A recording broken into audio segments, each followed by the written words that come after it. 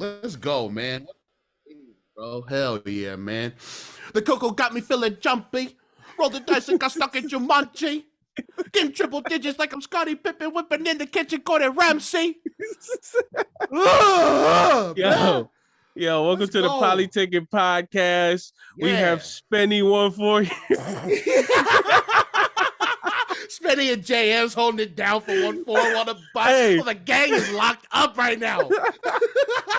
You kind of do. If Spenny cut his hair, you know what I mean? And if JM's got fat, you know what I'm saying? Let's get it. Yo, let's go, bro. Y'all know what it is, man. Welcome back to the Polytickin Podcast. I'm Marcus. That's Sefa, bro. This is episode, 56? 56. Man, we out here for real, man. I'm kind of tired, but I'm also very hyped. You know what I'm saying? You was up late last night. Yeah, I wanted to watch the doc again. Yeah. So I wanted to watch the doc again, and I was working on stuff, and yeah, I'm hyped. I can tell. And I got my monster.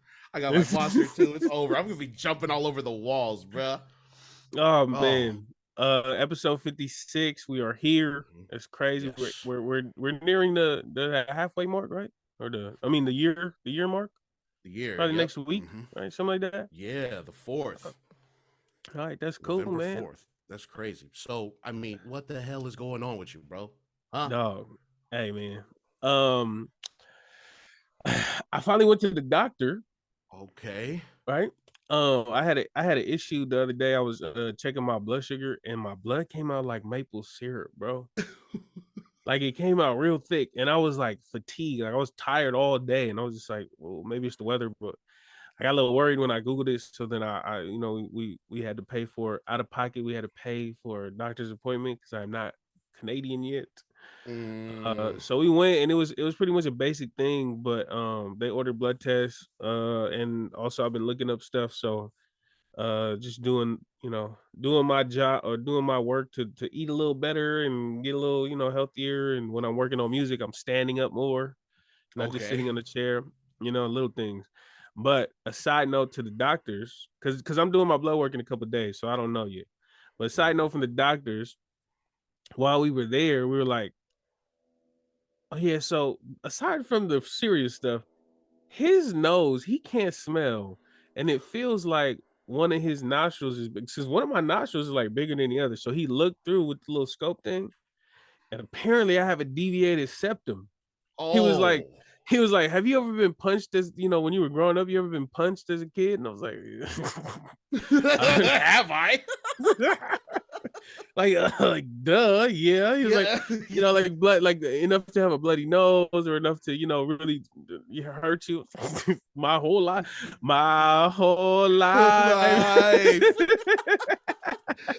So I begin punched in the face. Okay, so what? Deviated septum. Yeah, so I have a deviated septum. Basically means like your nose is supposed to be like the bridge, like the middle of your nose is supposed to be like this, and apparently mine's is like this. Oh, or no, like this, because it's open more on one way than the other. Okay.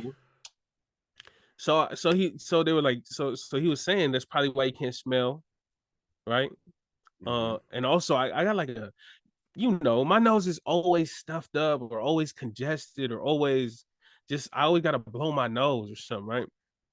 Yeah. And he was saying, basically when you have a deviated septum, like naturally, when you have a regular septum, naturally mucus drains from the top, like nasal, whatever. It drains down the back of your throat normally all the time. Right. We're just never aware of it.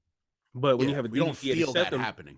Okay. Yeah, when you have a deviated septum, it kind of pushes it towards the middle of your throat.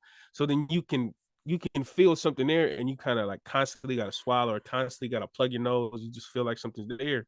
And so I was like, yo, the answer. So I was like, yo, this is what's wrong with me. Like, I honestly, bro, like for a minute, I was like, God damn, this that long COVID right here. Yes. Don't say that, bro. Ain't too many moons left for your boy. You know what I'm saying? That's I kind of, you kind of just like every now and then, I'm like, dang, why am I always stuffed up? Why am I always whatever? But hey, we figured it out. Somebody, somebody who might have been my parents punched me in the face when I was a kid. Now here we are. Yeah. Somebody who might have been my parents. Look, I'm not going to confirm or deny, but I'm just saying. You know what I mean? Yeah. You know, so yeah, like after going to the doctors, I mean, I still got to do the blood work, so I still got to figure out what else, if anything else is wrong. Right. And also, bro, I hate drawing blood, bro. I don't want to do that, but whatever. Are you like scared of needles, or? I mean, you're not. I'm scared really. You got tattoos. Well, that's the thing. No, the tattoos don't mean you're not scared of needles, but Okay. ever since I had diabetes, where I gotta do insulin every day. So Right. and that's another thing. What? What? I totally forgot about it. So he was asking me like, yeah, so do you have any? Because they didn't have any paperwork on me, and nothing. They only knew my name, my age, and whatever. So he was like, do you have anything else, to add to your list or whatever? We'll write it down in your file. And I was like, oh yeah, so I'm kind of diabetic. And he's like, kind of. What do you mean kind of diabetic? I was like, well, I'm kind of like self-diagnosed. And he was like, okay. And so I told him how it came about, how like I haven't been to the doctor since I was like 10 years old or something. And so like I don't really know if I do have diabetes, but I had the symptoms. I had a high blood sugar. When my blood sugar is real, or when I'm feeling like fatigue or whatever, I could tell that I need some insulin to lower it. And so he was like, okay, so you're not officially diabetic, but you've been taking insulin. You're playing with fire here, dog. Come on, man. He was like, huh. And he was like, so when did you take insulin? And I was like, oh, I take it every day. He was like, okay, once a day? And I was like, well, I take it with every meal. And he was like, okay, and how long have you been doing this? And I was like, probably like 3 years now. And he was like, wow. He was like, yo. He was like, well, I don't know if you know this, but typically insulin is the last resort. An endocrinologist would typically offer you metformin or other, pill form type things that'll help your body naturally, drain the sugar out of you before they prescribe insulin, because getting too low, like shooting too much insulin and becoming, they call it hypoglycemic, it can be really damaging to your body, like long-term damage, right? Right. Like, so it's real dangerous. We don't prescribe it to people unless it's a last resort. God, bro. Jesus Christ, man.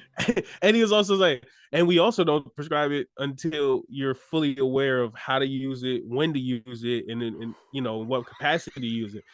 And he was just like, so let me get this straight. So you did this self-diagnosis in Sacramento? And I was like, yeah. And he was like, how did you get insulin there? I was like, well, my dad diabetic, so he just got hella insulin laying around, so I just use his. He was like, okay. And he was just like, and how do you do it here? And I was like, oh, we could just buy it from the drugstores. It's $25 for a little vial, $5 for a pack of needles, and you just go about your business. And he was just like, well, we're gonna schedule an appointment with the endocrinologist immediately, because he was like, don't change what you're doing. Obviously, it's working since you're still here 3 years later. But I know. Hold on, wait. How come doctors are so fucking unintentionally funny like that, bro? Like, yeah, all right, go on, bro. Keep talking, bro. Yeah, and he said, so we're gonna get that figured out, and you're gonna talk to, a professional about diabetes, and we'll figure out, what kind you have, whether you have, an extreme case or a mild case, and whether you do need insulin or you can go on another pill form, whatever. And so he was just kind of looking at me like, yo, this dude is tripping. So yeah, man, I went to the doctors. I got deviated septum, and I'm just self-treating my diabetes in the wrong way. This is assuming you even have diabetes. Like, what if you did have it the entire time, and he was just out here just shooting insulin, bro? Oh, dramatic! Oh no, I got diabetes. I gotta take insulin. See, it's always good to just I gotta go see like a primary care physician myself, bro. Like it's always just better to know. And I'm scared, but I'm scared, bro. You know what Yeah. I'm saying? I'm scared to like know what I have, but it's better to know. You know what I mean? I don't want to just be like, oh yeah, no, I'm fine, and then drop dead like 5 minutes later from something that could have been prevented. You know what I mean? Yeah. For the people who have similar fears to Marcus's fears, whether if you're scared about having some, whether you get it checked or not, you still got it. Yeah, you still got it. Yeah, Like exactly. not knowing doesn't mean it's not there. It's not like the boogeyman. Right? Yeah. Out of sight, out of mind, though. Out of sight, out of mind, but in your arteries. You know in your arteries, you're dying. Yeah. Let's go get checked, man. I wanted to get that check. So See, like I said, it's better to know. Like now you're not struggling with like, oh, is my nose just like, what is going on? Am I just gonna be like this for the rest of my life, bruh? Honestly, I thought I was chilling the way I was dealing with the diet. You know, I thought I was good. Like I was like, oh yeah, I'm on top of my game. I'm at the pinnacle of my health journey. You know what I'm saying? Yeah. How to find out I'm over here doing the wrong thing for 3 years. Yeah. Shout out to the doctor. You know what I'm saying? And they also did my blood pressure and my blood pressure and my blood sugar. It was like, wow, your blood pressure is really good. And I was like, for a fat guy. Yeah. She didn't want to finish. The nurse didn't want to finish it, but I finished for the fat guy. She was like, Yeah. oh no, yeah, your blood pressure is really good, actually. I was like, yeah, you know what I'm saying? Yeah. I stay away from the salt as often as I can. You know, another thing that I do is I haven't used black pepper anymore. I don't use black pepper no more. Well, what's up with black pepper? Why is that? Why are you staying away from that? I don't think there's anything wrong with it, but if you take too much, because I usually like a lot, but if you take too much, it's bad for your intestine. It's like bad for your insides. It'll irritate. Bad for your your insides, bro? What is it? Yeah, it'll irritate your whatever they call it. It'll irritate your insides. I substituted for cayenne pepper. Apparently, cayenne pepper is really good for you, especially like your insides. And also if you have a cut that won't stop bleeding, if you put cayenne pepper on it, it'll coagulate the blood and it'll make you scab up like right there. Oh, what? So yeah, so you know what I'm saying? If you got blood, oh yeah, that's another thing. I didn't tell the doctor this. I started taking aspirin once a day because I learned that if you take aspirin, it thins your blood out like low doses over time. So I just self-prescribe myself aspirin every night. Yo, this guy goes on WebMD and just he's like, oh yeah, bro, I am diabetic. I have I don't know, something wrong with my nose, but I definitely have diabetes, bro. You know what I'm saying? So yeah, that's you know, that's what I've been up to, man. How about you? I've been good, man. Just working, you know, the same old, the usual. But this past Friday was a very special day. This past Friday was the 4th open mic hosted by the Sanctuary, right? By Nina and Nick. I went again. Of course, I wanted to show up and perform again. And this time it was big because Island Mogul was there. You know what I'm saying? Island Mogul was there shooting a mini doc on the Sanctuary and what those two have created. You know what I'm saying? And they've created something special over there in Long Beach, man. And I'm just glad to be a part of it. And it great turnout. You know, they had it was for Nina's birthday. Halloween costume, so Halloween theme. And she was the showcase. It was her, the poet Raj, and of course Dallas and Casey, who went over there to perform some unreleased songs, and he hadn't been on stage in years, so it was just great to see. And what I really wanted to talk about was my performance, as selfish as this is, right? Because I had hit you up like right after, you know what I'm saying? When I was done, saying that I had a bad performance, and you were being encouraging about it, but but like that night, that night showed me the difference, right? It showed me the difference between the two bad performances that I had that we talked about on the show, right? The second show I bombed really bad, and I felt terrible about it. You know what I'm saying? But then after this past Friday and that bad performance, the difference was staying. right? The difference between like how I felt then and versus this one, like I don't feel as bad about this performance as I did with the last one Mm-hmm. because of what I did after. The first time at the second show when I bombed, bro, bro, I just left. You know what I'm saying? Yeah. Didn't say a word, didn't stay for the rest of the show. I was just too like I was too fixated on how like terrible my performance was. But then Mm-hmm. after the fourth one, I stayed, and it made me realize that like that's so egotistical and Mm-hmm. selfish of you to just fixate on how terrible your performance was when you should have stayed to champion the rest of the performers. You know Mm-hmm. what I'm saying? Like that makes such a huge difference in I guess like living with your bad performance, bro. You know what I'm saying? Because like I, staying and mingling and chilling with the people over there, like it made me feel better about my performance. And everyone was still being very encouraging and very supportive of what about the performance and stuff. But also, like the people who were there were showing love to the pod, bro. And that Hey. tripped me out, bro, because they're like, Yeah. man, I recognize you from the show. Woo, woo, woo. And then there was a girl. Shout out to Lavira. Yeah. Lavira, Yeah. Yeah. I hope I'm not, I don't want to butcher her name, but Lavira was showing hella love, talking about, Mm-hmm. fangirl. She was fangirling right now, you know what I'm saying? She loves the Yeah. show. And Myron too. I'm sure you know who Myron is. He said that you two was out in Samoa together.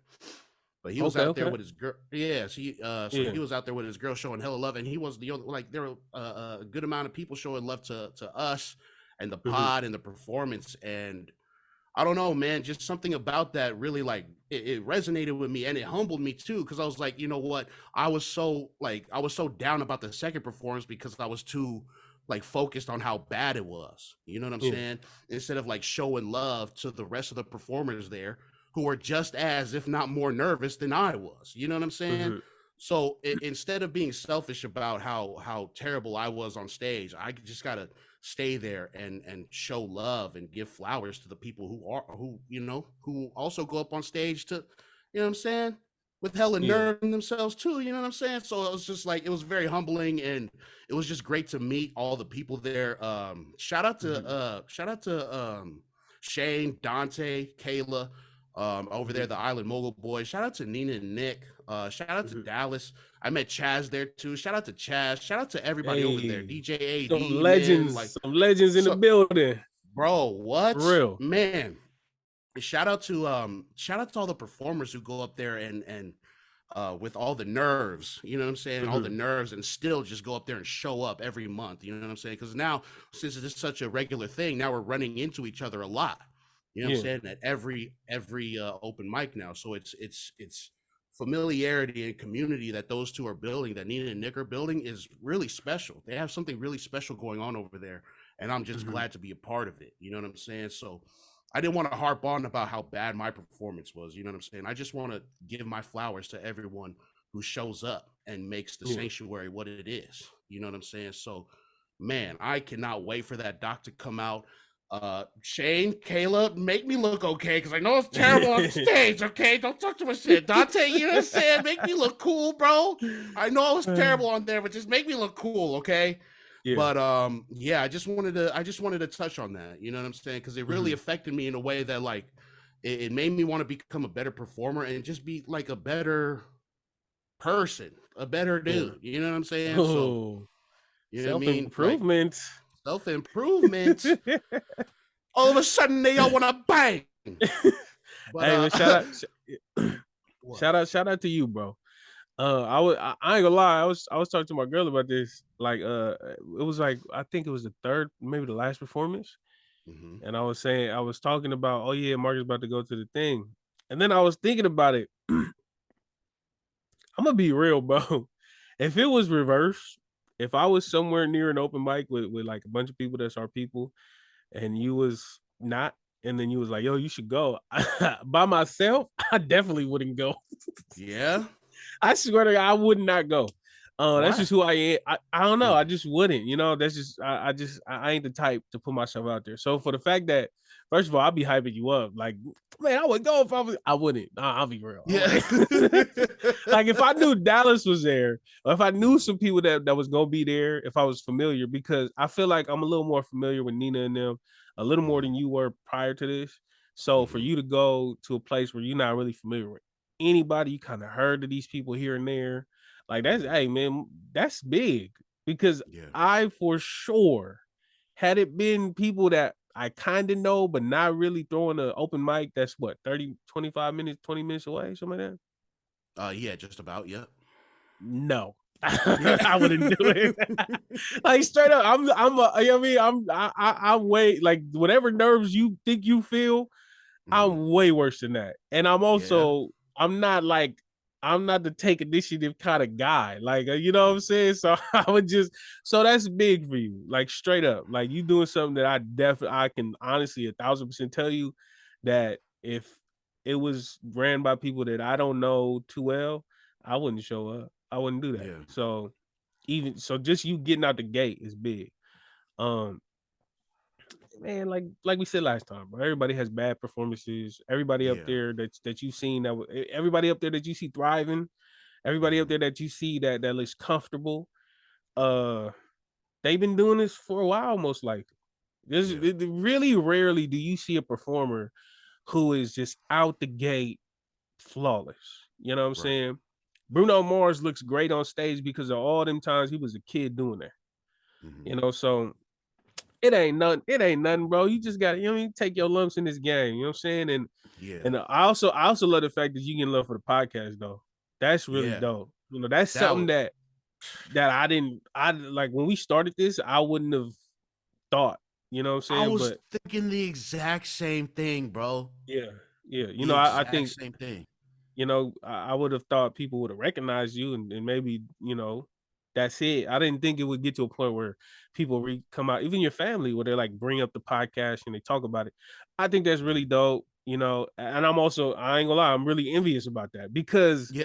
it don't happen out here. You know what I'm saying? I'm Yeah. kind of on an island by myself out here. So I Mm. appreciate, you know, I'm glad that you went out there and you able to get those flowers because at least one of us gets to get it. You know what I'm saying? And Right. also that's fuel to the fire to be like, okay, we doing something for real over here with the pie. You know what I'm saying? So Bro. What? That's yeah, exactly how I was feeling, bro. As soon as that yeah, happened, like it made me realize that people are actually listening to what we're doing. You know what I'm saying? yeah. And Mhm. again, shout out to those three, man. Dante, Shane, and Caleb. They was just telling me like, yo, you guys inspire us, man, because you Yeah. guys are so consistent with your pod. Like, and you know, you Mhm. guys get us through our day. And I was like, bruh, bruh. Well, bro, yeah, bro, thank you, man. You know what I'm saying? It's like fangirling and shit. But like, you Yeah. know, when they was showing us love, I was just like, dude, we are on the right track. We're doing exactly what we're supposed to Yeah. be doing. You know what I'm Mhm. saying? Like the numbers are cool, like they show the growth and stuff. But when you go out and meet the people and they tell you to your face that you know what you're doing Mhm. inspires them, bro, Yeah. it's a whole different fire now. You know what I'm saying? Yeah. Like it's a whole different thing to where like I want nothing but Yeah. the best for this show and the music and whatever else comes out of this shit, bro. I am Yeah. hyped, bro. I'm hyped. I'm hyped. Yeah. It's over, dog.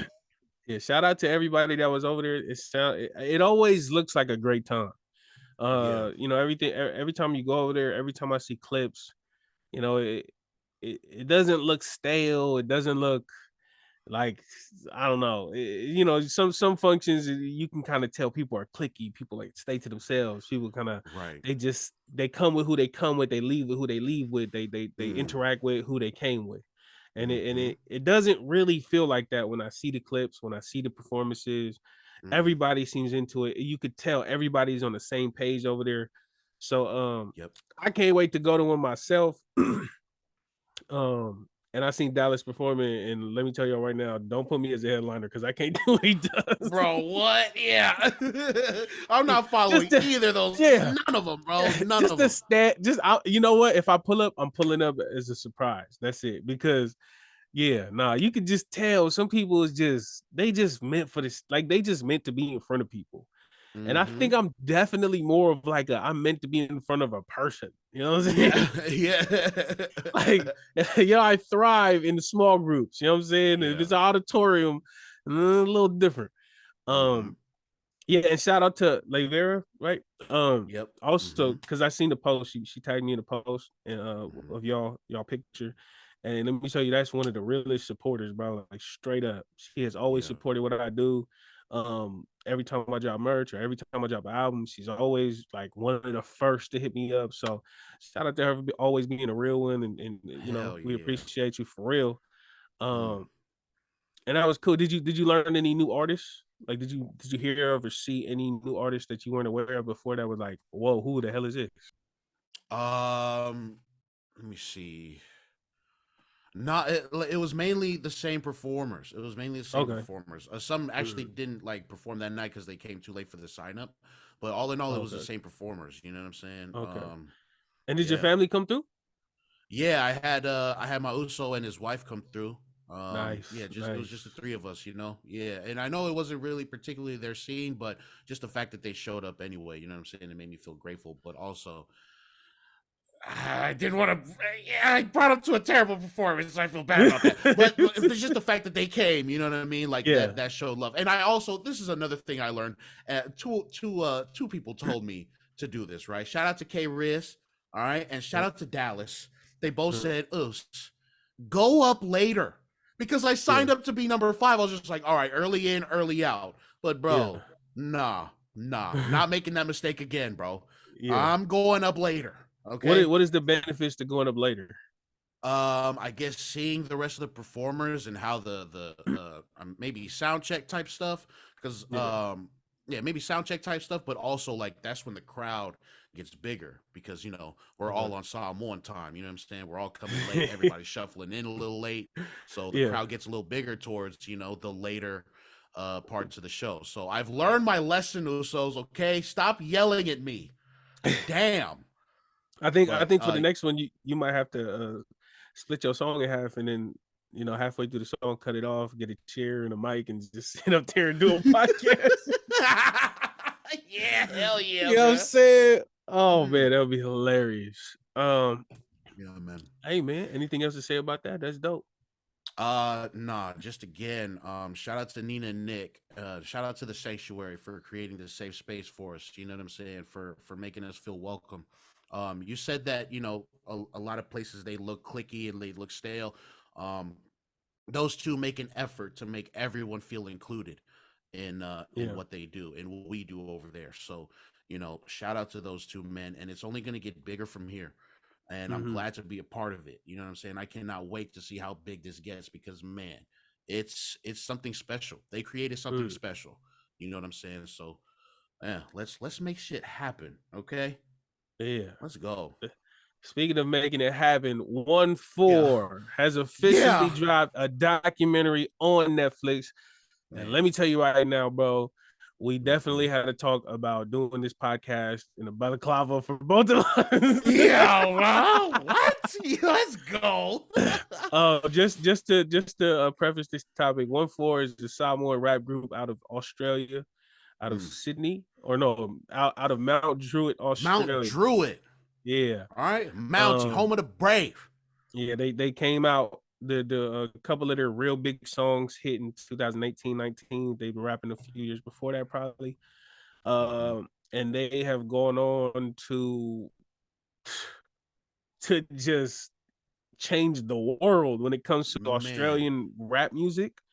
Mhm. I don't think there's a bigger Australian rap scene or rap artist or group right Mhm. now than them. Yep. They are definitely the pinnacle where they're from. They've been, they've been linked to, and they've done songs with like so many. Kid Leroy's, has that song with Justin Bieber, and is Mhm. like one of the Mhm. biggest young cats out there right now. They Their early tied in one with of their them. earliest supporters, bro. He was in the Yeah, studio when he they was was hella young before he blew up. they was locked in, and then Mhm. also they done songs with people like what's his name, ASAP Ferg. You know what I'm Ferg. saying? Yeah, they Mhm. did ASAP Ferg, and they done songs with like a bunch of the UK drill or UK grime slash drill artists. Mhm. They've tapped in with them. You know what I'm saying? Yep. So yeah, it's not too familiar to us or maybe our demographic because in America we kind of don't pay attention to outside of America.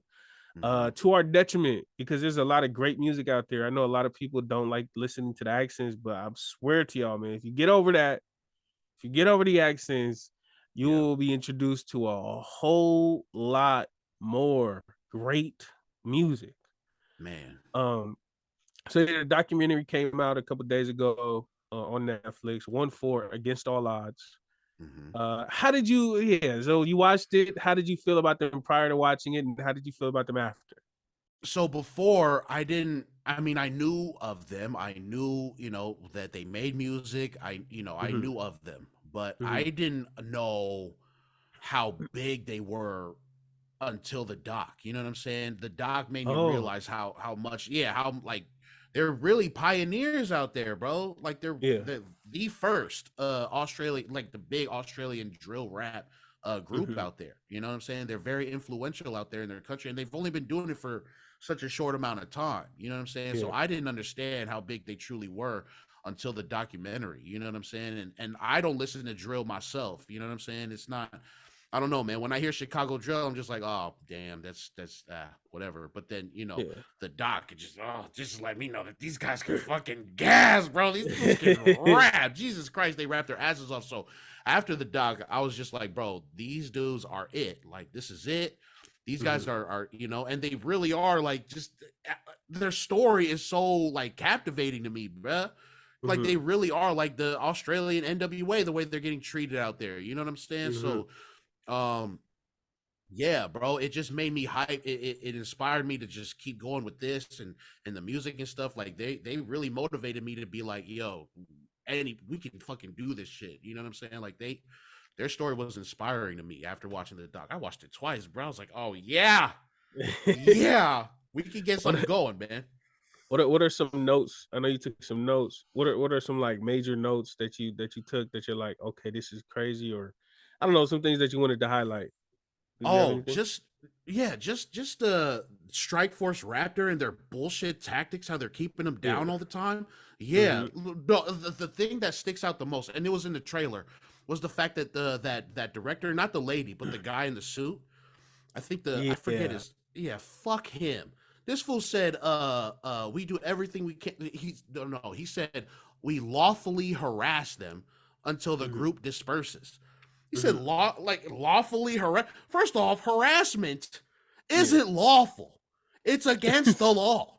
So now you, as the police, get to lawfully harass a group that you feel is inciting, violence when y'all are clearly focused on the wrong fucking thing. You know what I'm saying? Mm. So that's one of the bigger notes that I wrote. Like it was all about just how terrible the media is painting them as, Mm-hmm. and the police attention that they're getting. You know what I'm saying? And I Yeah. know you got notes too. What's up with you, bro? I'm trying to hear. Well, yeah, the Raptor situation was definitely one of the, like, to me, I was like, dang, that's crazy that they could get away with this in 2023. You know, What?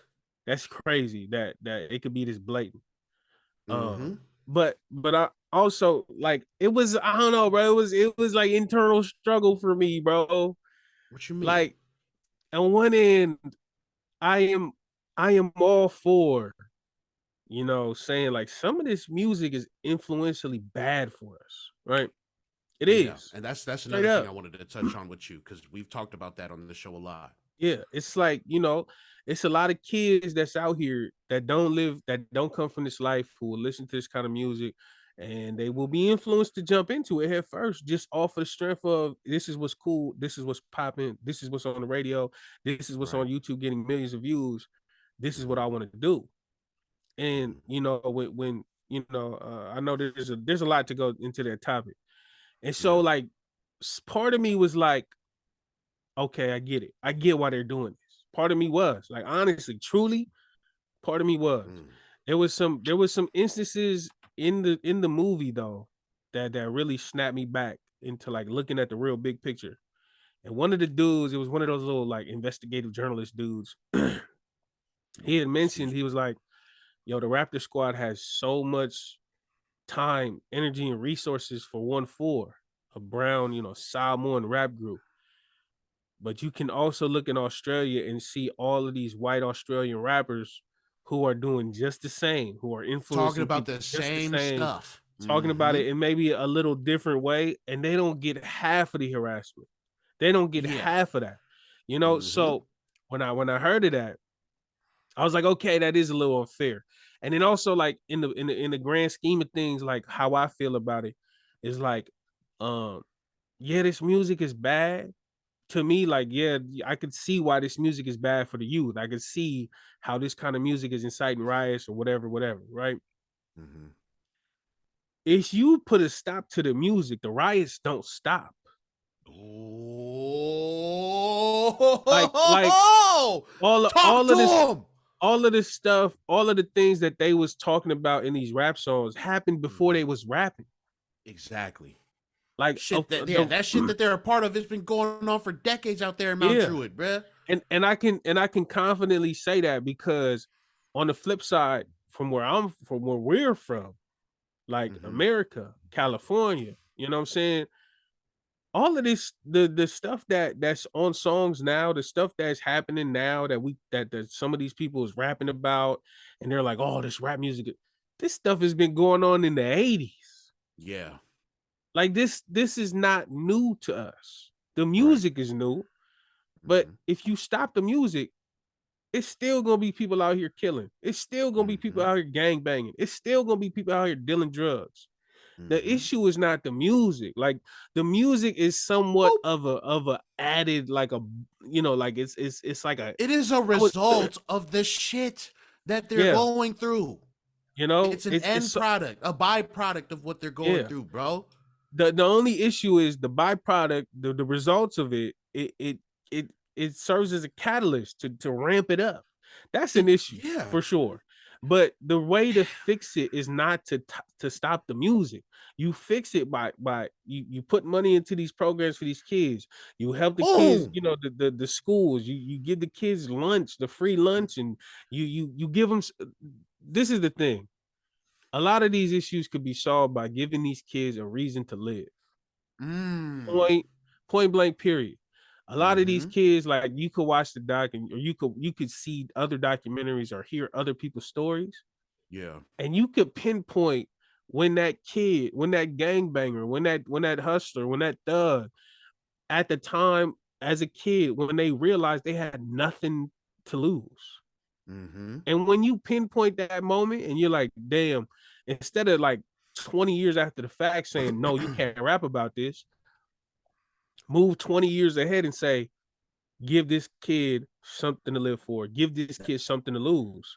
That Yep. changes the whole trajectory of his life, the whole Mm-hmm. trajectory of the neighborhood, the whole, like, so yeah, you can say all these things about the music, blah, blah, blah, whatever. And some people might feel justified. For most of it, I was like, okay, they're a little justified. Mm-hmm. But I think, like, when you step back and you really look at it, all of these resources that these cops is putting on 1-4, Come on, they bro. could They could go, use that to build up the they, community that they're yeah, from. and that would change so many things. The kids wouldn't have to look to the music to feel good about themselves.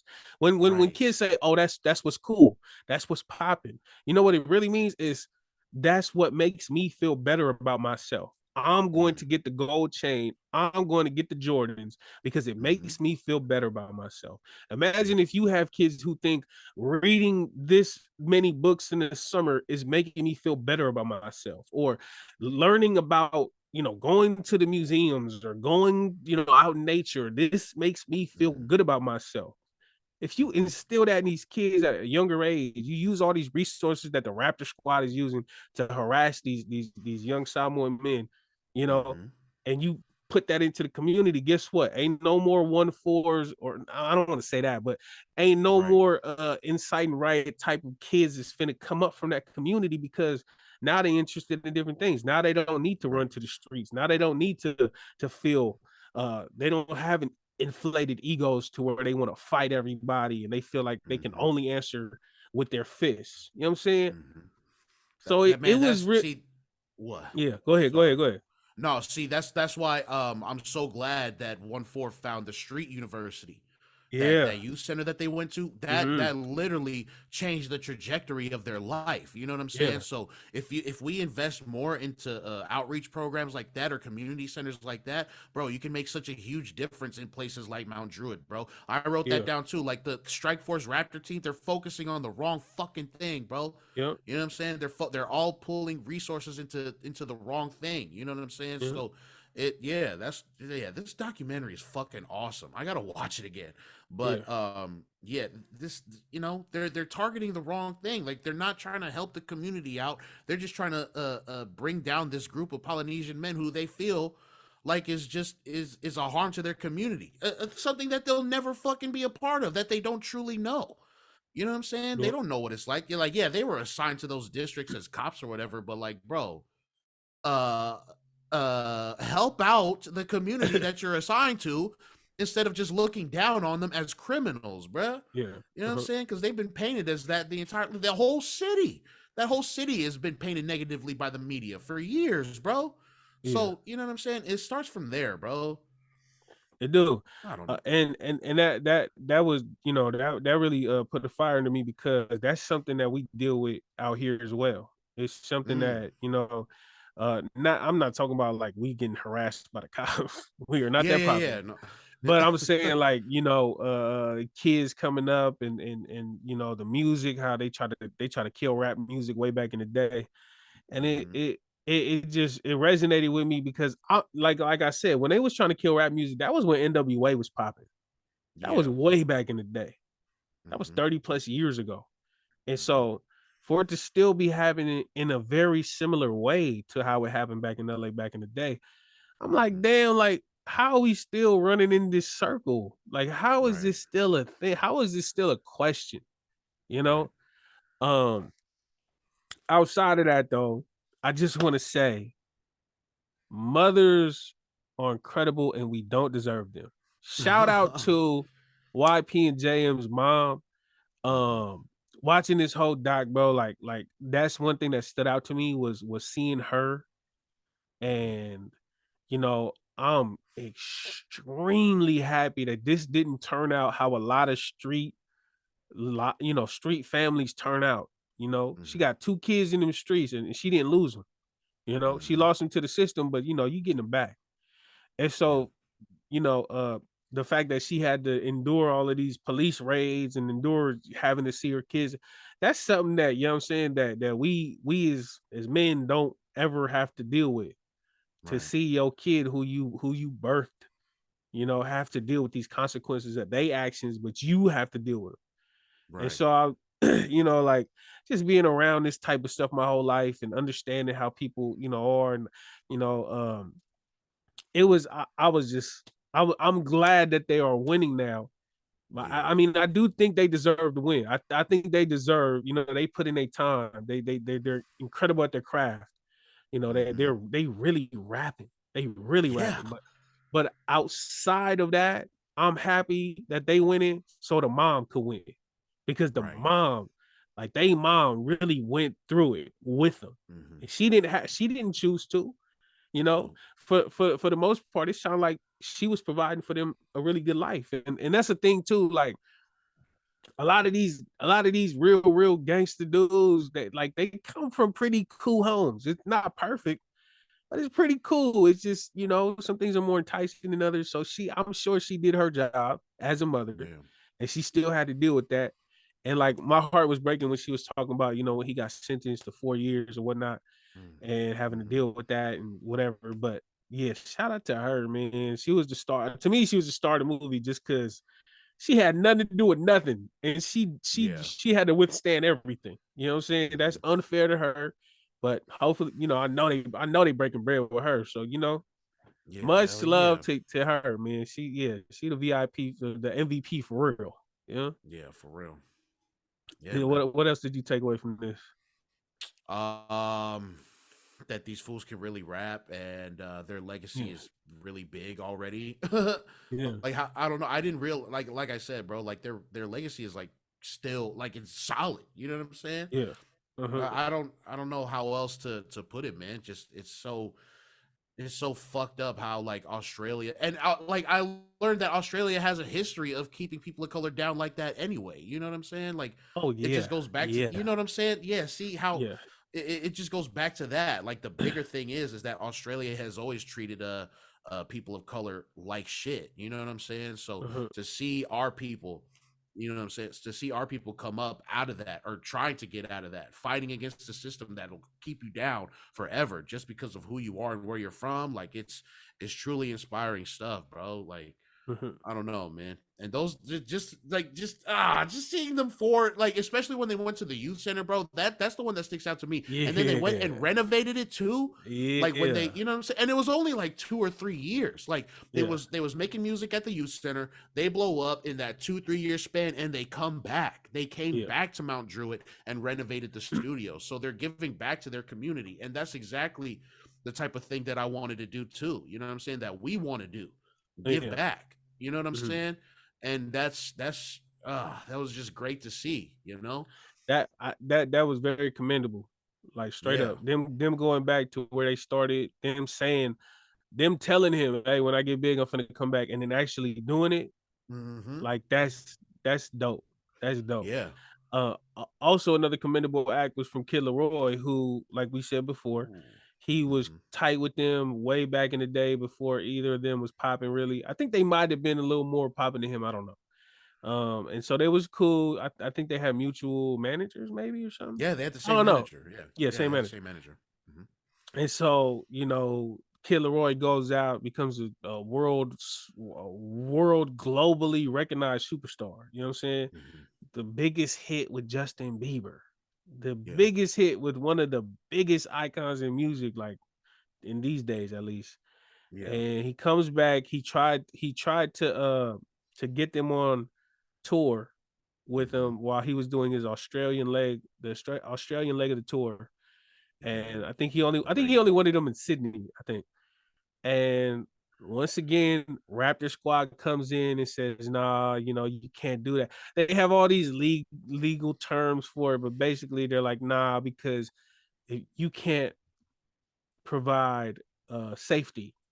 If something like this Keep going. something like this is announced, this ONEFOUR group, they have people who do not like them who will target your events.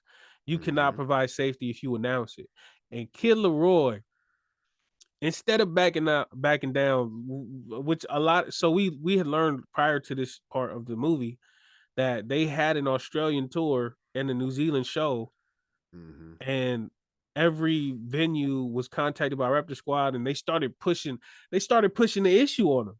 They start saying, well, if you have this show at your venue, we'll have to look into the liquor licenses. We'll have to make sure that you've been on your job. We have to make, and it was just, so they put this essentially pressure. blackmail, bro. Yeah. Like that's blackmail right there. You know what I'm saying? It is. And that was the thing. They had said, like, if you can't provide safety for everyone involved, if something does happen, you will be at fault. We are serving you a notice to say, this is the disclaimer. Feel free to run the show if you want, but if anything outside of the ordinary happens, it falls back on you. It jeopardizes your business. How many business owners is finna take that chance? Not a lot. Right. Not a lot. Especially knowing you got alcohol involved, you got young kids involved, you got music that's full of energy. Like something bound to, I'm not something bound to pop off, but it's a high chance that something gonna happen. So and they know that. Yeah. They know that. That's why they use this coded language to fucking get them to submit, bro. That was the biggest thing for me too. Like all that coded language they was using, the former commander, the lady, and that fucking guy in the suit. I mean, it's like, we didn't tell them that they couldn't perform. Yeah, it was on the venue. You know what I'm saying? Like they deflected and put it all on the venue and the business owners. I was like, man, fuck y'all. Yeah, you know what I'm saying? You know exactly what the fuck you're doing.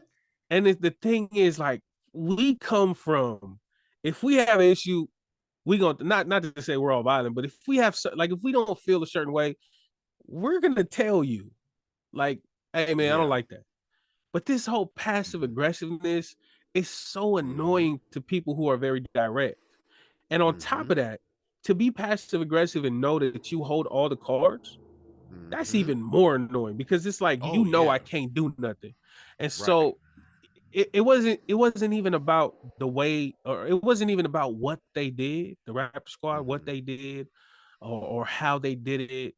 Or, it wasn't about any of that. It was the way they were retelling it in these interviews that bothered me, because they were like, it was so, I don't, it just, I don't want to say white people, but that's how a lot of white people are, where they're like very passive aggressive, very matter of factly, just It's I it's didn't. in it's yeah, they're positions of power at that. Yeah, You know what I'm saying? They yeah, have such high positions of power, so they can use this coded language to like yeah. really intimidate the people around them and shit without without batting an eye, bro, on some soulless shit.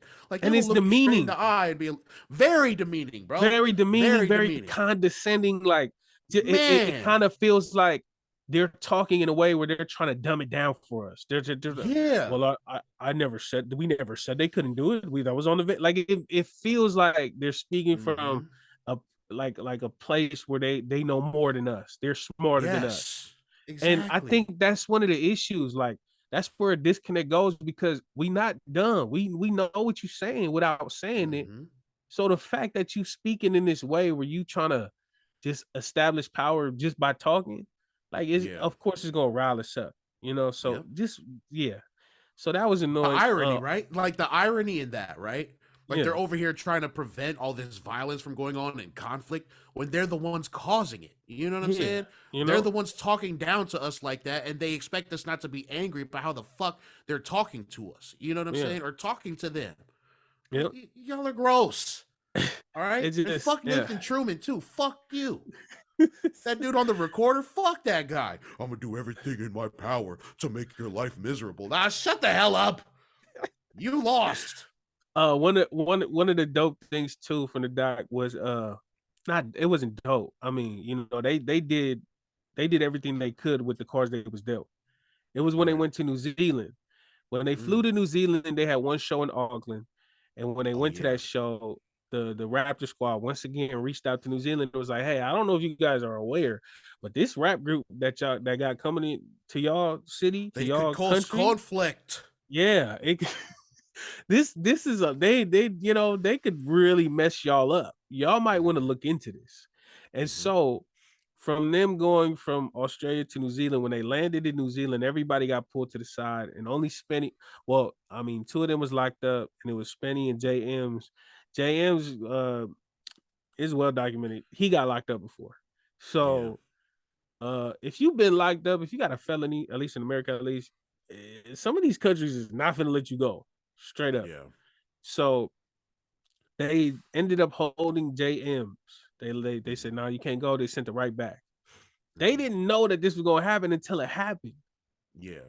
And you could see on Spenny's face, you could see that he was like, how am I finna do this? Yeah. And then it grew and it grew and it went from, Mm-hmm. how am I supposed to do this, into how can they do this, into they not gonna do this to me, into Yeah. I'm finna kill this show and show Yeah. them they can't stop us. And to Yeah. see the progression in his face, to see the progression in that moment, like I thought it was so dope that they caught this on film. But to Mm-hmm. see that the guinea pig was on the wheel and he was like, he was going through the motions in the moment on camera. Yeah. And so you seeing that, it was like, Mm-hmm. that's so cold, bro. Like they Man. literally caught that on camera with him, you know, being startled, regaining his confidence, and Mm-hmm. then just going for it, Going you for it. know. Yep. And then Mm-hmm. they cut right to to being on stage and killing it on stage. You know what I'm saying? Mm-hmm. So I can't see how you could watch this movie as a Samoan person, as a Polynesian person, as a Pacific Islander person, and not root for them. I mean, Yeah. unless it's politics, it's politics everywhere. Um, but yeah, that was cool. And shout out to my Toko Mr. Music from Cutthroat Mode. I seen him post about this movie. And he also said, that scene reminded him of him because, rest in peace, Juice Boy. And Mm-hmm. also Rich Rowland been in and out. So he couldn't travel to New Zealand either. So when Mr. Music goes out there, he has to perform Cutthroat Mode by himself every time. Mm. And he said, I really relate to that because I've had to do that without my brothers. And as rough as it is, you still got to go up there and put on a show. Yeah. And like I told you, I'm not finna pull up to an open mic by myself, not knowing anyone. For damn sure ain't finna pull up to another country and not know nobody. You know what I'm saying? Hey, you know what? Hey, you say that now, but if the circumstances was there, bro, I think you'd be motivated enough to be like, hey, you know what? Fuck all that. We're gonna do it. Maybe y'all might have to catch me on a good day. Maybe I'm listening to some ONEFOUR or something, and I'm just hyped up. But you know what I mean? I say all that to say, man, I commit. You know, that's very commendable. That's dope. The movie was crazy. Everybody been talking about it. It's a lot of people. I ain't gonna lie, man. When I posted, I jokingly posted. Like I said, I watched this ONEFOUR documentary and look at me now. And I posted myself in the balaclava. That's a hard ass picture, bro. I'm not gonna lie. That's it hard. Bro, I got the glasses on too. That shit is hard. All right, so what happened, bro? And I got a lot of mixed reviews in my inbox, bro. I had a lot of people. I had some people saying like, yo, man, you know, I've been telling my family to watch this doc because they don't think it's ghetto out here. They be trying to laugh at our hoods. And then I got a lot of, I couldn't even finish it. I couldn't even take them serious. I couldn't, man, the accents and man, the neighborhoods look nice. And what do you think when you hear these two sides of the coin? Like, what do you think? What's crazy is that, like, I know a lot of people who feel that latter way. You know what I'm saying? Like, I can't take it seriously. They look nice out there. You know, whatever. But I think people are so fixated on their idea of what Australia should be. You know what I'm saying? They don't think that like every hood outside of where they're from is like is dangerous. You know what I'm saying? But it's like it doesn't matter what fucking country you're in. There's gonna be some very bad parts of that. You know what I'm saying? So once you wake up to that, you're going to realize that, yeah, these dudes are from Australia, but they're not from this idealized version of Australia that has been fed to you for years. You know what I'm saying? They're from some grimy parts, and there's some grimy parts in every part of this country, every part of this world. You know what I'm saying? So it's like, you know, don't write them off just because you don't know what it's like out there. You should know what it's like out there. If you're coming from, if you supposedly from where you from, you know what I'm saying? You should know that there are bad parts. You know what I'm saying? So you should really identify with what they're talking about. You know what I'm saying? But because you don't take where they're from seriously, it's like, that's it. You're already writing them off, which isn't fair to them, bro, because they done went through some real shit, just like you and your family did. You know what I'm saying? So it's like, I don't know. That's exactly how I feel. I don't think a lot of people who feel this way, most of them, a big part of them, haven't been outside their hood. I can say that. I can say that. A lot of these people haven't been outside they state. A lot of these people haven't been outside their country, their city. Outside of they, you know, rarely have visited outside of their country. So when you sit in your bubble and you come from where you come from, and I mean, some people, there's some real grimy hoods out here. So you could be from a real grimy hood, right? But if you never go nowhere, and even if you do go somewhere, some people might go somewhere like real quick, like a weekend or a week, 2 weeks for a funeral. And even if you go for a funeral, you doing for hours, you doing stuff. You're not really in the community type. You know. And so, like, for a lot of these people who feel this way, they've never been outside of they community, they state, they city, they country. So they don't know, they don't understand the way things work. Right. Like Hawaii gets a lot of they talk about Hawaii a lot, saying, "Oh, it ain't like that, it ain't like that. Hawaii's paradise, blah blah blah." I'm gonna tell y'all this right now. A real easy way to tell that somewhere is maybe worse off than it may seem is money. Straight up. If there's a lot of money being generated at this place, there's a lot of crime that comes with that.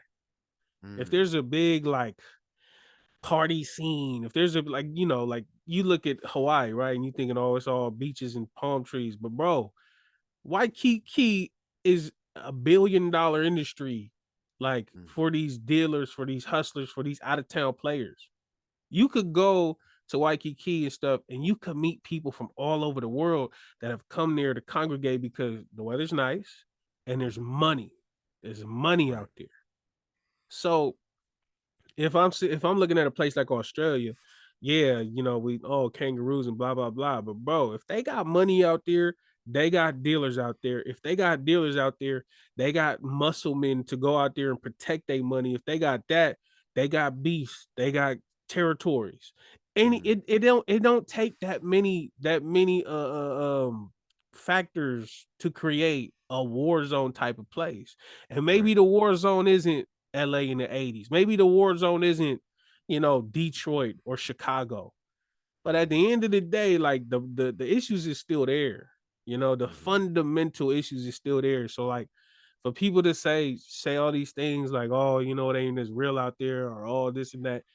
Hey, to be real, some of the places that's crazy out here ain't always crazy 100% of the time. Straight up. Some of the gangsters that you see on these cameras and all these, they go to church too. They go to church. They got a family that they love. They got, you may see them at a family reunion where they not all loked up, where they not all ganged up. They regular people. So for people to like for people to like belittle they struggle or belittle where they come from or to like pinpoint this and this not really like that, it's just, it comes off as just being a hater straight up, bro. Straight up, it comes off as it do because if you really from somewhere and if you've traveled, you could tell that it don't take but too many things for it to be just like Sacramento or just like LA or just like Carson or just like Long Beach or just like, it don't take that many factors. It don't. All you need is money and people who don't care about nothing. And let me tell you, you could find that everywhere. You find an opportunity to make some money, and kids and young men and young women who don't have anything to live for, you got a recipe for disaster, and that's a lot of places. Straight up. So yeah, man, stop hating, man.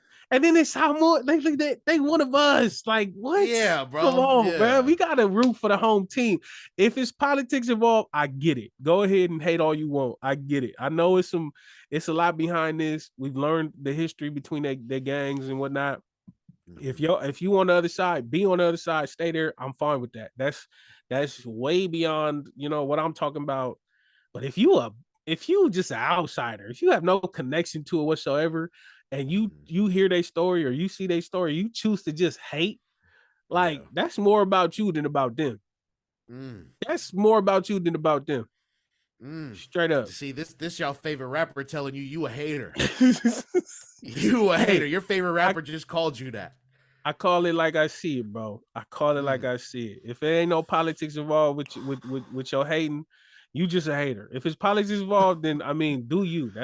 Stand on it. Stand on business. I got you. I feel you. I'm stand on business. But if you ain't got no ties to no Australian gangs and you just sitting there hating because you think your hood is way more crazier than they hood, and that's the only foundation to your hate. Oh, I mean, I got something to tell you, brother. You know what I'm saying? You need to lighten up on the haterade. You know what I'm saying? You better talk to him, bro. Hey, we here, man. Shout out to ONEFOUR Against All Odds. You know what I'm saying? Netflix on documentary on Netflix. This next topic is kind of similar. It's related a little bit, not really, but Young Go had an interview. Young Go had an interview in New Zealand. He was interviewed by some dudes. Shout out to them. I don't want to say their name because of some things that I might say right now. Okay. Did you watch the interview? I missed it, man. Okay. I didn't get to it, man. It was it was late, and I woke up late. Whatever. Terrible excuses. So what happened? How did it go? So the interview was cool. They had some topics that was cool, but for the most part, man, I just feel like it's a wasted time when you have an artist like Young Go who's really big in our community, who doesn't do too many interviews. Like, to just go into an interview kind of blind, like not knowing who the artist is, where they from, not doing your research. It Oh, it didn't. was one of those, like It some was like straight a. extra. Oh Nah, man. it just seemed a little templatey. Like it didn't seem real specific to him. It kind of felt like a waste of time, to be honest. They had some, they had some. I don't know if I'm making this up, but like at one point they asked her like, "So what gang are you from?" I was like, Oh my god, are you fucking serious, bro? and it, that just speaks to the like Ignorance. the This okay. cultural This. differences. Like if you get interviewed in America, you never go ask to do what gang you're from because the cops is finna use that straight Yeah. up. They pulling that up immediately. You know what I'm saying? Mm-hmm. Um, and also like little things like they had the thumbnail. The thumbnail was Young Go, but then you know how they like edit the thumbnail, and the background was like a blood neighborhood, like. Oh But my but god, the thing bro. was Young Go had a red like Young Go shirt hoodie on, so he was the picture was red, but they Yeah. made the thumbnail red like Bloods, and Oh it my was just god, like bro. when I watched the interview, I was like, this feels kind of like they didn't do their homework. But then when I seen the thumbnail, I was like, oh, they for sure like everything that I felt really was true because how do you what kind of oversight is you don't make these kind of oversights when you do your homework.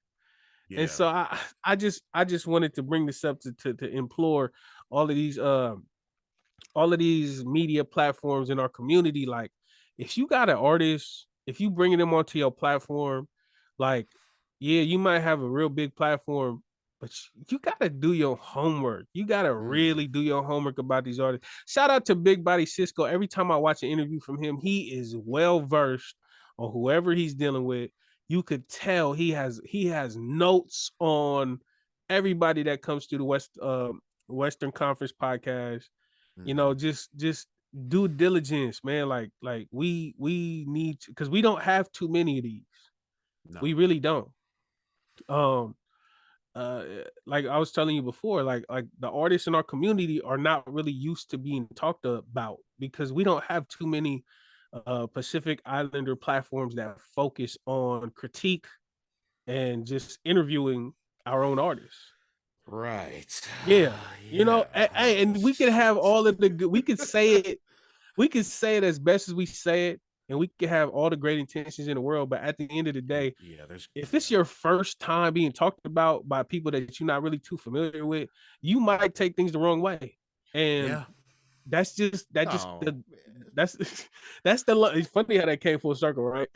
Yeah, right. You know what I'm saying? Like I learned that the hard way after what the Yeah, hell we went through. You know what I'm saying? As yeah, small as it was, you know. yeah, So I get it now. I yeah, understand now. So yeah, we're definitely gonna be better about due diligence and yeah, having notes on the people that we talk to or about. You know what I'm saying? and, Because and it's only fair to them. and also they have to be fair to us and realize this is a new space that we're navigating, and you as an artist also have to be a little more like lenient to be like, okay, well, Mm, this don't really have Polynesians sitting here talking about Polynesians in not a gossipy way is not is new. right. It's new to us.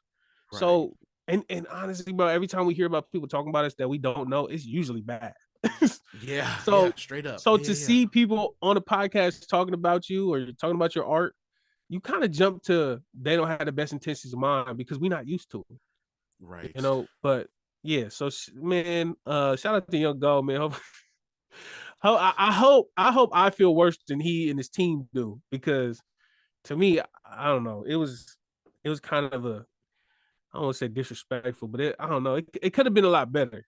The interview could have Yeah. went a lot better, No, that's definitely but disrespectful. If you're not doing your homework on the subject that you're interviewing, man, that's completely disrespectful to them. You know what I yeah, mean? it felt like they were learning as they were going. Like they were like, "Oh, so where are you Mm, from? Oh, so and I don't know, man. Especially with someone like Young Go, who's like real big in our community, who mm, they so yeah, yeah, yeah. Let's do better. yeah. Let's do better, bro. Yeah. Speaking of, well, no, that's nothing have to do with this. Hey Okay, man, don't do that. No, I tried. I I couldn't do know. it. I couldn't do it. Man, rest in peace, Matthew Perry. Um, I wasn't too big of a Friends fan, but every time I went to my cousin Jasmine's house, she was always watching it. So then I always watched it with her. Mhm. Did you watch Friends growing up, or did you watch Friends at all? No, I didn't watch it like Yeah, that. No, but you know yeah, who's the biggest Friends champion is the Uso Yoane. yeah. He would. Why'd you get so quiet like that, bruh? I because know Uso loves Friends, bruh. because because I was like, you want it? And I was like, oh yeah, you want it. Yeah. Yeah, Like yeah, that makes all the sense in the world that he'd be a Friends fan, like a fanatic, yeah, Friends fan. You know what I'm saying? I can yeah. see him. What's it called? Smelly Cat. I can see him singing Smelly Cat while he's doing the dishes. I don't know. See, I don't know this reference. Okay, so go ahead, bro. Finish that off, man. Yeah. So Matthew Perry passed away. Mm, And even though we're not too big of fans of Friends, I did follow his journey in terms of trying to get sober. mm. I always seen it over the years. It shocked me that a lot of people were like, "Oh, I didn't even know that he was dealing with sobriety Yeah, it's like or well staying documented. sober." Yeah. And to me, I was like, that's kind of what I knew him for, and that's kind of Mm, why I gravitated towards him as a person because he talked about it adamantly. Like he always talked about his struggles. He always talked about alcoholism. He always talked about having to work to get better. mm-hmm. So yeah, it hit me, man, when he passed. Every time you hear these stories of people dealing with their problems, you always want to root for them to win. And Right. so when they don't win, or when stuff like this happens, it hurts a little more because this whole time you've been pulling for them. I don't know if you want to read this whole thing or just read um the first paragraph. Yeah, I got you. I've had a lot of ups and downs in my life. I'm still working through it personally, but the best thing about me is that if an alcoholic or drug addict comes up to me and says, "Will you help me?" I will always say, "Yes, I know how to do that. I will do that for you, even if I can't always do it for myself." So I do that whenever I can, in groups or one on one. So he Mm-hmm. was really like of the people who were trying to recover and um yeah, just trying to be better about it. And he created the Perry House. Mm-hmm. Go Yeah, ahead, I'll you just can keep read that reading. too. Yeah, I'll keep. Okay. And I created the Perry House in Malibu, a sober living facility for men. I also wrote my play, The End of Longing, which is a personal message to the world, an exaggerated form of me as a drunk. I had something important to say to people like me and to people who love people like me. So, yeah, Matthew Perry really he really tried to fight his demons. And for years, I was reading something that like he relapsed like 87 times. That was like a quote from him. He relapsed like 87 times since he tried to get sober and shit. So this is really a life like a huge struggle for him since the beginning of Friends. Yeah. He's been doing this since the beginning of Friends. So And also I'll just finish it off. oh He did. I know. I told you I was like, no, we don't have to read it all. But now that I'm reading it again, I'm like, no, this feels like it needs to be read the whole way. yeah. He also said after that, he said, when I die, people I know will talk about friends. And I'm glad of that. I'm happy I've done some solid work as an actor, as well as giving people multiple chances to make fun of my struggles on the World Wide Web. But when I Mm, die, as far as my so-called accomplishments go, it would be nice if friends were listed further behind in the things I did to try to help other people. I know it mm, won't happen, but it would be nice. And mm, so, with that being said, hopefully we can abide by his wishes and highlight the fact that this to attain influence in the way that he did to you to just becoming to be a top of the line actor, right? To be the top of the line of anything is incredible.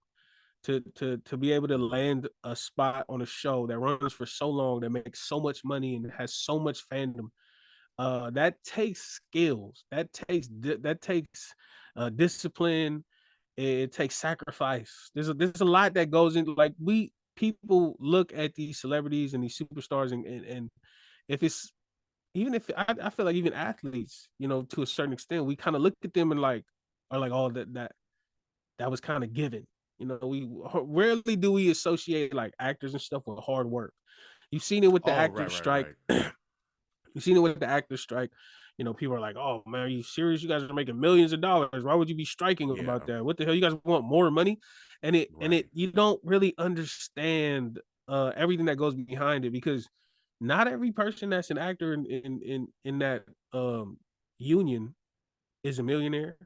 right, And even those millionaires have put in 10,000 plus hours into. So for him to be you know, one of the most well-known actors of his time, and hmm, then to go on and to use his platform and influence to highlight his lows, and then to hmm, also use his money, that his hard-earned money, bruh.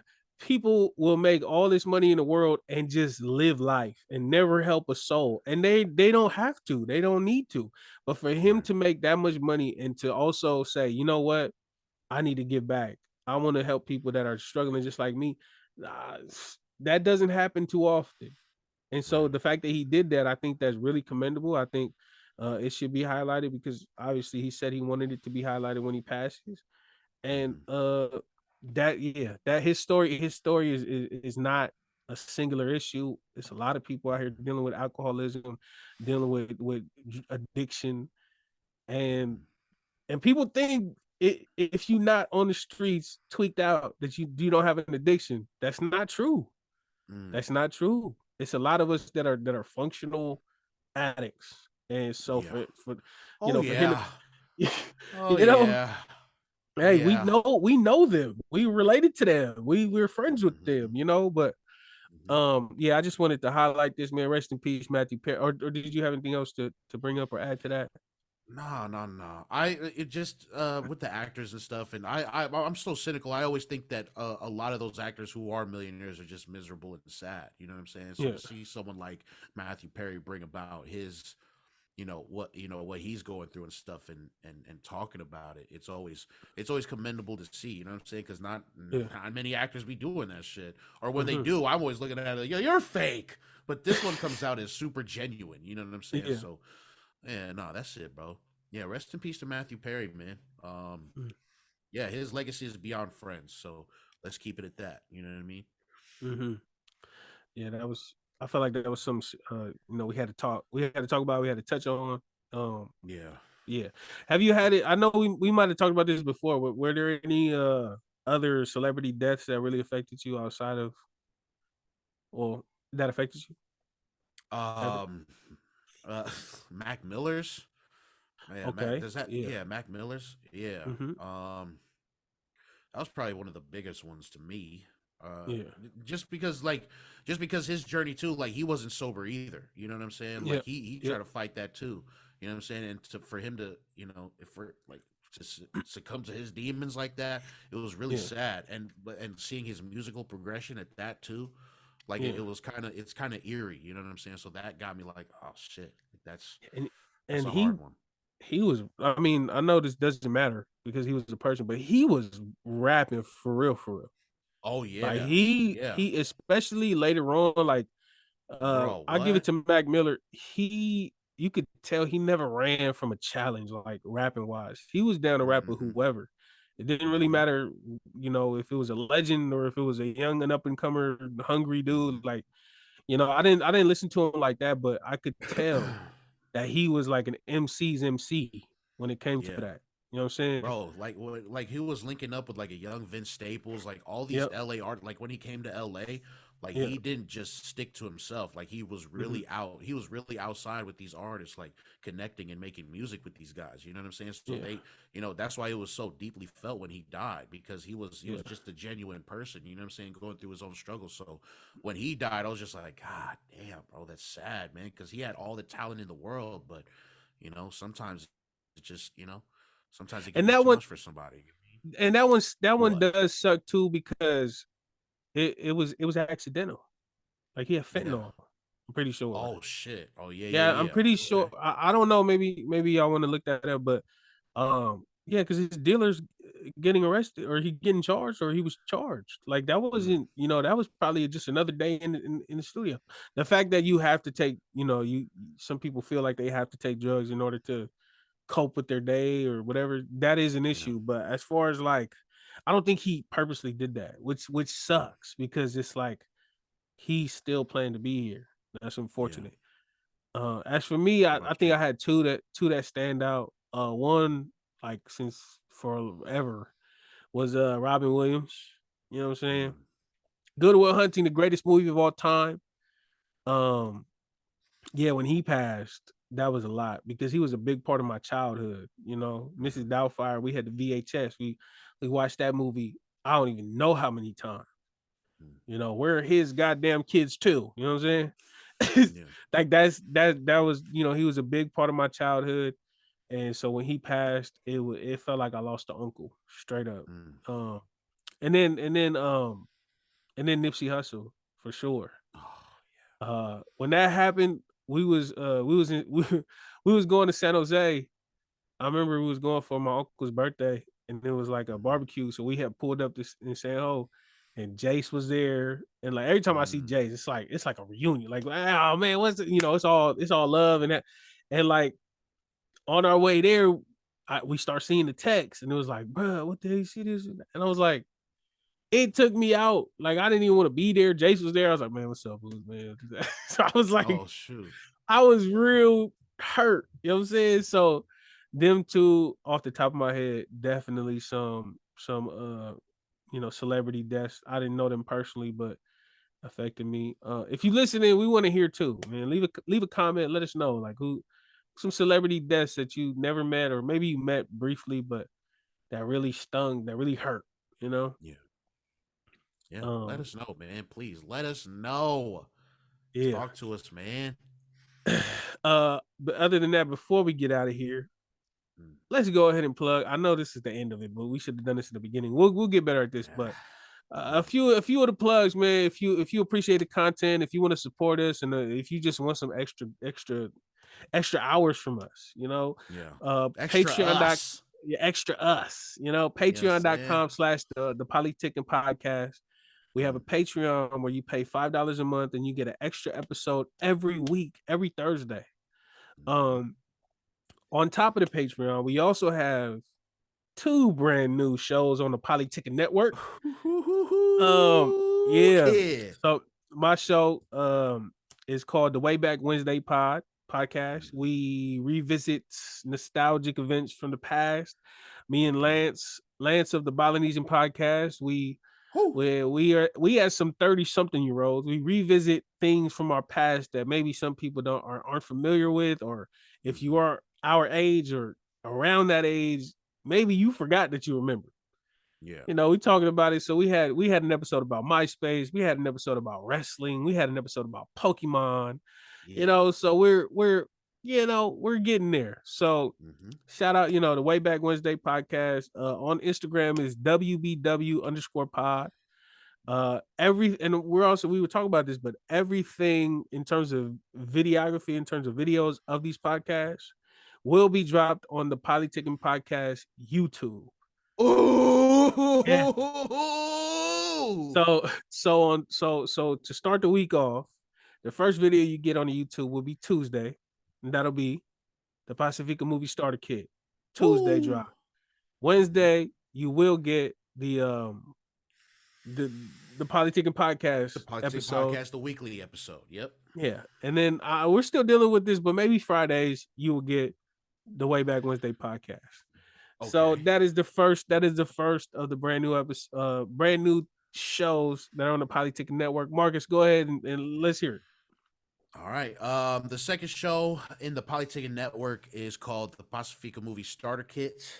It's run by me and the Uso Lance over there from Polynesian, and we just wanted to highlight all Pacifica movies, within the community, all the classics that we all grew up hearing about, but just never got the chance to watch. You know what I'm saying? Well, we Mm-hmm. look at it as like the liner notes for when you want to lie to your family and say that you saw it.